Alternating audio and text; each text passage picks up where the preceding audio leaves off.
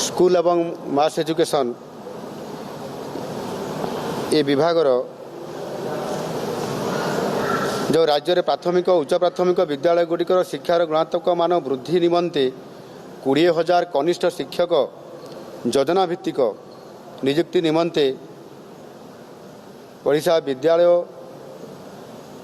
शिक्षा कार्यक्रम प्राधिकरण तरफ विज्ञापन प्रकाश करा जायथिला। ए मामलार विचार करी राज्यर मान्यवर उच्च न्यायालय कंप्यूटर बेस्ड टेस्ट सीबीटी परीक्षा फल आधार में आवेदनकारी योग्यता भित्तिक तालिका प्रस्तुत करने निमंते निर्देश देइथिले।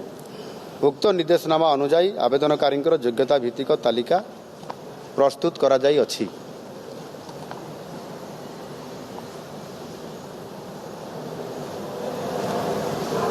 ओडिशा विद्यालय शिक्षा कार्यक्रम प्राधिकरण द्वारा 18,788 प्रार्थी चयन तालिका प्रकाश निमंते प्रस्ताव आज राज्य कैबिनेट सूचना और मार्गदर्शन निमंते ताकू उपस्थापना करा जायथिला।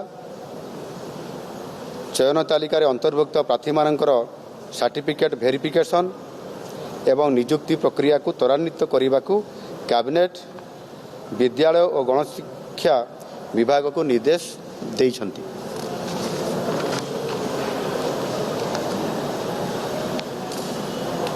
अन्य प्रस्तावटी होउची जल संपद विभागर उठा जल